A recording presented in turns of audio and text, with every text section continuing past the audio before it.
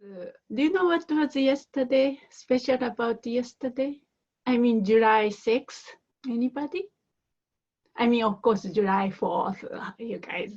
I don't know how you spend in the States, but yes, His Holiness Dalai Lama's 84th birthday, week 84. You know, when we look at his face, no wrinkles. That's one of the signs of the realization. So you don't need to go to the facials. You just need to practice and have some kind of realization. Put the practice into your practice, so to speak.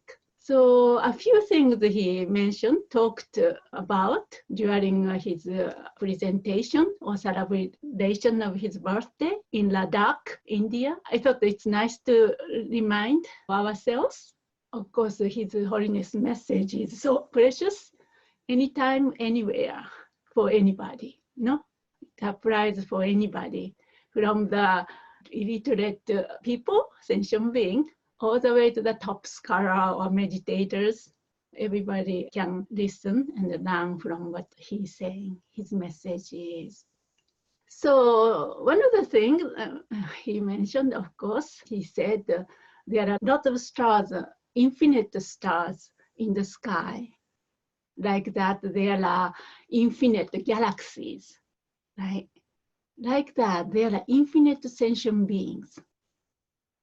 Then how can we help those infinite sentient beings? Have you thought about that? I know people, we have this innate wish to help others, you know, then think about this infinite being. Oh my gosh, how possible? Then he said, of course, you can guess. Everything starts with one's own practice from here, personal. So if we help or we embody the practice on the Dharma in individual level, then promote by embodying the practice or Dharma to 10 people around you, maybe your family members or your colleague. Then again, those 10 people, individual, can expand like ripples. Again, another 10 people, like multiplying, right? Like 10 by 10, then already 100 people. Then each of the 100, again 10. Something like that. That's the way to go about it. We know intellectually, but I think it's a good reminder. The core of practice is here.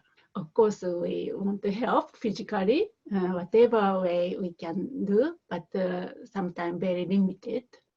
So whatever you do today, for example, you locked in, you know, you have many other things you could have done, but somehow you locked in to practice. So this is a kind of indication. And then from here, you can expand your loving kindness, compassion, and wisdom to all beings. So that's one thing he mentioned. The another important thing was about the preservations.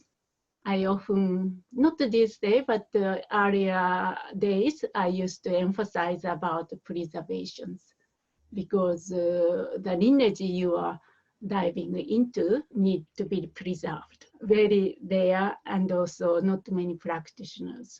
It's like stars in the daytime. So you guys are like stars, very rare jewels. And so how we can preserve the traditions? He was talking about that. For example, very rich Tibetan tradition, right? One of the things, actually important thing he mentioned was preserving not by building a big statues, building temples, and text project and this and that.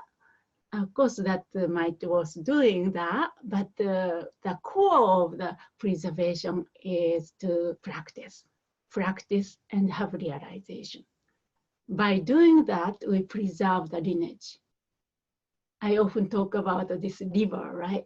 I feel like a very solid bank of the rivers is like lineage. Many rivers.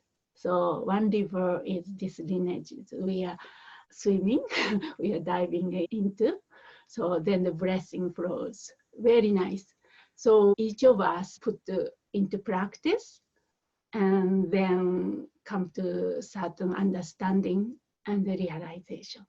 That's how we preserve this bank of the river and the river itself, and also this blessing of the river water which flows into the ocean. So that's an important reminder, don't you think? Especially we are online communities, we don't have temples. Each of us can be our own temples, and the temple for the all sentient beings. And our heart always moving toward the sentient beings.